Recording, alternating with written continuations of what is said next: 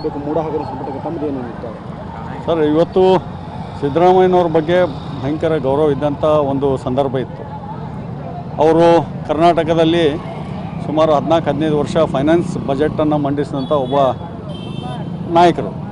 ಅವರು ಜನತಾದಳ ಮತ್ತು ಕಾಂಗ್ರೆಸ್ನಲ್ಲಿ ತಮ್ಮದೇ ಆದ ಛಾಪನ್ನು ರಾಜ್ಯ ತುಂಬ ಮೂಡಿಸಿದರು. ಆದರೆ ಅವರ ನಮ್ಮ ಜನತೆ ಯಾರ್ದೂ ನಿರೀಕ್ಷೆ ಇರಲಿಲ್ಲ ಮತ್ತು ಯಾವ ಪಕ್ಷದ ಒಬ್ಬ ಮುಖ್ಯಮಂತ್ರಿಯಾಗಿ 2ನೇ ಬಾರಿ ಆಯ್ಕೆಯಾದ ನಂತರ ಇಂಥ ಒಂದು ಹಗರಣಗಳಿಗೆ ಕೈ ಹಾಕ್ತಾರಂತ ಯಾರ್ದೂ ನಿರೀಕ್ಷೆ ಇರಲಿಲ್ಲ. ಇದು ಬಹಳ ದೊಡ್ಡ ಪ್ರಮಾದ ಅವರಿಂದ ಆಗಿದೆ ಮತ್ತು ಇವತ್ತು ನಿರೀಕ್ಷೆಯಂತೆ ರಾಜ್ಯಪಾಲರು ಏನು ಅವರ ಮೇಲೆ ಒಂದು ತನಿಖೆಗೆ ಆದೇಶ ಮಾಡಿದರು. ಅದರ ಬಗ್ಗೆ ಇವತ್ತು ಕೋರ್ಟು ಕೂಡ ನ್ಯಾಯಾಲಯದ ಒಂದು ವ್ಯವಸ್ಥೆಯಲ್ಲಿ ಅದಕ್ಕೆ ಏನು ಮಾಡಬೇಕು ಅನ್ನೋದನ್ನು ಈಗ ಕೋರ್ಟ್ ತೀರ್ಮಾನ ತೆಗೆದುಕೊಂಡಿದೆ. ಖಂಡಿತವಾಗಿ ಅವರು ನಿಜವಾಗ್ಲೂ ಒಬ್ಬ ರಾಜಕಾರಣಿಯಾಗಿ ಅನೇಕ ವರ್ಷಗಳ ಕಾಲ ರಾಜಕಾರಣವನ್ನು ಮಾಡಿದಂಥ ಅಧಿಕಾರದಲ್ಲಿದ್ದಂಥ ಒಬ್ಬ ಮುಖ್ಯಮಂತ್ರಿ ಇನ್ನಾದರೂ ಕೂಡ ಬಂಡತನವನ್ನು ಬಿಟ್ಟು ಅವರು ರಾಜೀನಾಮೆಯನ್ನು ಕೊಟ್ಟು ಆ ತನಿಖೆಯನ್ನು ಎದುರಿಸಬೇಕಂತೇಳಿ ನಾನು ಆಗ್ರಹ ಮಾಡ್ತೀನಿ. ಭಾಗಿಯಾದಂಥ ಮುಖ್ಯಮಂತ್ರಿಯವರು ಕೂಡಲೇ ರಾಜೀನಾಮೆ ಕೊಡಬೇಕಂತ ನಾವು ಇವತ್ತು ಒತ್ತಾಯ ಮಾಡ್ತಿದ್ದೇವೆ. ಯಾಕಂದರೆ ಇವತ್ತು ರಾಜ್ಯಪಾಲರು ಏನೋ ಒಂದು ಆದೇಶ ಮಾಡಿದರು, ಅದನ್ನು ಇವತ್ತು ಹೈಕೋರ್ಟ್ ಎತ್ತಿಡಿದಿದೆ. ಆ ಹೈಕೋರ್ಟ್ಗೆ ತಲೆಬಾಗಿ ಇವತ್ತು ಮುಂದೆ ಇವರು ಮುಖ್ಯಮಂತ್ರಿಯಾಗಿ ಮುಂದುವರೆಯಲು ನೈತಿಕತೆ ಇಲ್ಲ. ಇವತ್ತು ಕೂಡಲೇ ಅವರು ರಾಜೀನಾಮೆ ಕೊಡಬೇಕಂತ ನನ್ನ ಒತ್ತಾಯ. ರಾಜೀನಾಮೆ ಕೊಡಬೇಕು. ನಿಮ್ಮ ಮೂಡ ಹಗರಣದಲ್ಲಿ ಸಂವಿಧಾನ ವಿರೋಧಿ, ಕಾನೂನು ವಿರೋಧಿ ಮುಖ್ಯಮಂತ್ರಿಗಳಾದಂಥ ಶ್ರೀಯುತ ಸಿದ್ದರಾಮಯ್ಯನವರು ಕರ್ನಾಟಕದ ಹೈಕೋರ್ಟಿನ ಆದೇಶಕ್ಕೆ ತಲೆಬಾಗಿ ತತ್ಕ್ಷಣ ಕೂಡಲೇ ರಾಜೀನಾಮೆಯನ್ನು ಕೊಟ್ಟು ಸಂವಿಧಾನ ವಿರೋಧಿ ಪಟ್ಟವನ್ನು ಕಳ್ಕೊಳ್ಬೇಕು. ಈ ಮೂಲಕ ಕೇಳ್ಕೊಳ್ತೀನಿ. ಯಾಕೆ ಕೊಡಬೇಕು ಸರ್? ಏನು ಮಾಡಿದ್ರು ಅವರು? ಮೂಡ ಹಗರಣದಲ್ಲಿ ದಲಿತರ ಸೈಟನ್ನು ದಲಿತರಿಗೆ ಮೀಸಲಿಟ್ಟಂಥ ಸೈಟ್ನಲ್ಲಿ ತಮ್ಮ ಮನೆ ಮಂದಿಗೆ 14 ಸೈಟ್ಗಳನ್ನು ಕೊಟ್ಟಿದ್ದಾರೆ. ಇವತ್ತು ಅದು ಭೂಮಿ ಕೊಟ್ಟಂತರ ಬೆಲೆಬಾಳುವಂಥ ಭೂಮಿಯನ್ನು, ಬಡವರಿಗೆ ಕೊಡುವಂಥ ಭೂಮಿಯನ್ನು, ದಲಿತರಿಗೆ ಕೊಡುವಂಥ ಭೂಮಿಯನ್ನು ಸಿದ್ದರಾಮಯ್ಯನವರು ತಮ್ಮ ಮನೆತನಕ್ಕೆ ತಗೊಂಡಿದ್ದಾರೆ. ಹೀಗಾಗಿ ತತ್ಕ್ಷಣ ಕೂಡಲೇ ರಾಜೀನಾಮೆಯನ್ನು ಕೊಡಬೇಕು.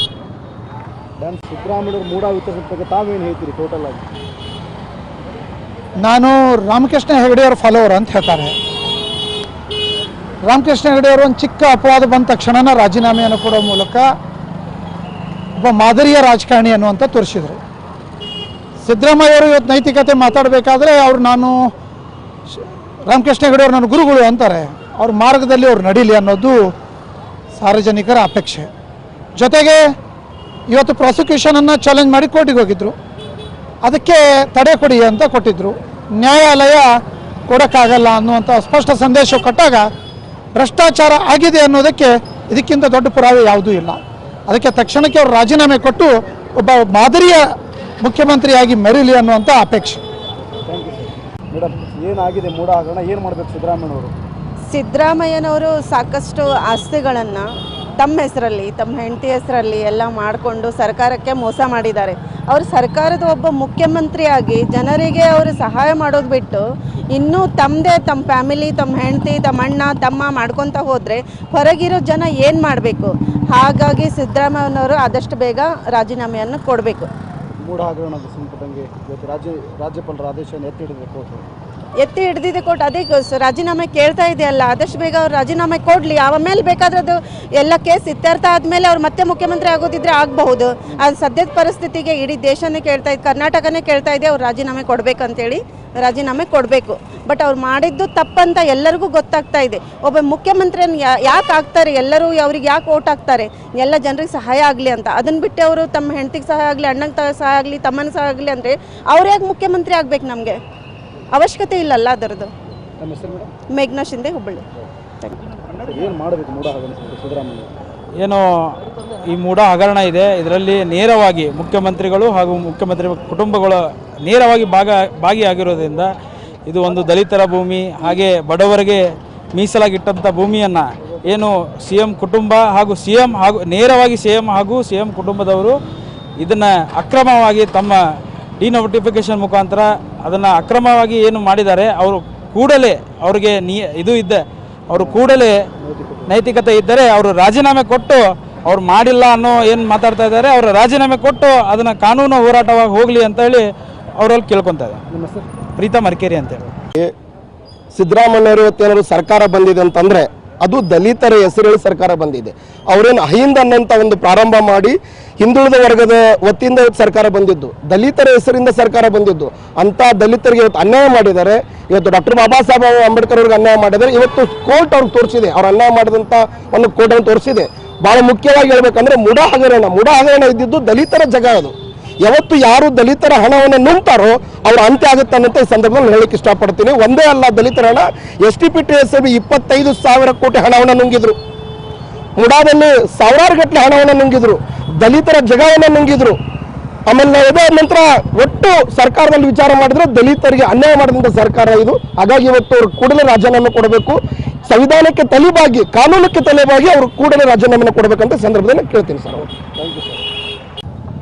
ರಾಜ್ಯದ ಗೌರವಾನ್ವಿತ ಹುದ್ದೆಯಲ್ಲಿರ್ತಕ್ಕಂಥ ಈಗಿನ ಸಿದ್ದರಾಮಯ್ಯನವರು, CM ಸಿದ್ದರಾಮಯ್ಯನವರು ಕೂಡಲೇ ರಾಜೀನಾಮೆ ಕೊಡ್ಬೇಕು ನಾಚಿಗೆ ಬಂದು. ಯಾಕಂತಂದರೆ ಮುಡಾ ಹಗರಣದಲ್ಲಿ ಈ ರಾಜ್ಯ ಅಷ್ಟೇ ಅಲ್ಲ ದೇಶಕ್ಕೆ ಗೊತ್ತಾಗ್ಬಿಟ್ಟಿದೆ. 14 ಸೈಟ್ಗಳನ್ನು ಜನರಿಗೆ ಮುಟ್ಟುವಂಥ, ಬಡವರ ಜನರಿಗೆ ಮುಟ್ಟುವಂಥ ಸೈಟ್ಗಳನ್ನು ತಮ್ಮ ಮನೆಯ ಒಂದು ಮಡದಿ ಹೆಸರು ಮೇಲೆ ಮಾಡಿಕೊಂಡು ಈ ರೀತಿ ಲೂಟಿಯನ್ನು ಮಾಡ್ತಾ ಇದ್ದಾರೆ, ಕೆಲಸವನ್ನು ಮಾಡಿದ್ದಾರೆ ಸಿದ್ದರಾಮಯ್ಯನವರು. ಜೊತೆಗೆ ಇತ್ತೀಚೆಗೆ ಒಂದು 3-4 ತಿಂಗಳಲ್ಲಿ ವಾಲ್ಮೀಕಿ ನಿಗಮದ ಹಗರಣದಲ್ಲಿ ಕೂಡ ಅವ್ರದ್ದು ಕೂಡ ಪಾಲ್ದಾರಿದೆ. 187 ಕೋಟಿ ಇವ್ರಪ್ಪಂದ, ಇವ್ರ ತವರು ಮನೆಯಿಂದ ಯಾರ್ದಂತಲೇ ಗೊತ್ತಾಗ್ತಾ ಇಲ್ಲ. ನಮ್ಮ ಸಮಾಜಕ್ಕೆ ಸೇರಿದಂಥ ದುಡ್ಡನ್ನು ಸಮಾಜ ಜನರಿಗೆ ಬಡ ಕುಟುಂಬದ ಸೇರಿಸುವಂಥ ಕೆಲಸ ಮಾಡಬೇಕಾಯಿತು. ಅದನ್ನು ಕೂಡ 187 ಕೋಟಿ ನುಂಗಿ ನೀರು ಕುಡಿದಿದ್ದಾರೆ. ಇವತ್ತು ಜನರ ದೃಷ್ಟಿಯಲ್ಲಿ ಇವರು 5 ಭಾಗ್ಯಗಳನ್ನು ಕೊಟ್ಟಿದ್ದಾರಲ್ಲ, ಆ 5 ಭಾಗ್ಯಗಳಿಗೆ ಜನ ಬೇಸತ್ತು ಹೋಗ್ಬಿಟ್ಟಿದ್ದಾರೆ. ಇವತ್ತು ಹರಕೆ ಹೊರ್ತಾ ಇದ್ದಾರೆ. ನಮ್ಮ ಕರ್ನಾಟಕ ಜನ ಹೆಣ್ಣು ಮಕ್ಕಳು ಹರಕೆ ಹೊರ್ತಾ ಇದ್ದಾರೆ. ಇವನು ಬಿಟ್ಟಿ ಭಾಗ್ಯ ಬೇಡ, ಇವ್ರು ರಾಜೀನಾಮೆ ಕೊಡಬೇಕಂತ ಹರಕೆ ಹೊರ್ತಾ ಇದ್ದಾರೆ. ದೇವಸ್ಥಾನಗೆಲ್ಲ ಅಡ್ಡಾಡ್ತಾ ಇದ್ದಾರೆ. ಇವನು ಬಿಟ್ಟಿ ಭಾಗ್ಯ ಬೇಡ, ಬಸ್ ಫ್ರೀ ಬೇಡ, ಇವನು ಹಗರಣ ಮಾಡೋದು ಸಾಕಾಗ್ಬಿಟ್ಟಿದೆ ನಮಗೆ. ಇನ್ನು ಮುಂದೆ ಅದು ನೈತಿಕತೆ ಇವರು ಹೊರಲಿ ಅಂತೇಳಿ ರಾಜೀನಾಮೆ ಕೊಡಲಿ ಅಂತ ಜನ ಬೇಡ್ಕೊಳ್ತಾ ಇದ್ದಾರೆ. ಈಗ ಅದು ನಾಚಿಕೆಗೆ ಸಿದ್ದರಾಮಯ್ಯನವರು ರಾಜೀನಾಮೆ ಕೊಟ್ಟು ತಮ್ಮ ರಾಜಕೀಯ ಜೀವನ ಇಲ್ಲಿಗೆ ಇದೇ ಒಂದು ಮೂಢ ಹಗರಣದಿಂದ ನಿವೃತ್ತಿ ಹೋಗ್ಬೇಕಂತೇಳಿ ಎಲ್ಲರ ಜನರ ಪರವಾಗಿ ನಾನು ಬೇಡ್ಕೊಳ್ತಾ ಇದ್ದೀನಿ. ಅಶೋಕ್ ವಾಲ್ಮೀಕಿ ಅಂತೇಳಿ, ನಾನು ವಾಲ್ಮೀಕಿ ಸಮಾಜದ ಜಿಲ್ಲಾ ಅಧ್ಯಕ್ಷದ್ರಿ. ಸರ್, ಮೂಡ ಹಗರಣ ಸಂಪರ್ಕ ತಾವೇನು ಹೇಳ್ತೀರಿ? ಮೂಡ ಹಗರಣದಲ್ಲಿ ಮೂಲ ಅಂದ್ರೆ ಅದೇನು ಜಾಗ ಏನೈತಲ್ಲ, ಒಂದು ದಲಿತರಿಗೆ ಸೇರಿದ್ದಂತ ನಮಗೆ ನಾಲೆಜ್ ಐತಿ. ಅದನ್ನು ಅದು ಯಾವಾಗ ಅವರು ಅಣ್ಣತಂಬರು ಹಂಚ್ಕೊಂಡ್ರು, ಅಲ್ಲಿಂದ ಅವ್ರು ತಮ್ಮಗೆ ಹೋಗಿದ್ದು ಮತ್ತು ಅಣ್ಣಗೆ ಹೆಂಗೆ ಬಂತು, ಅಲ್ಲಿಂದ ಮತ್ತು ಇವರು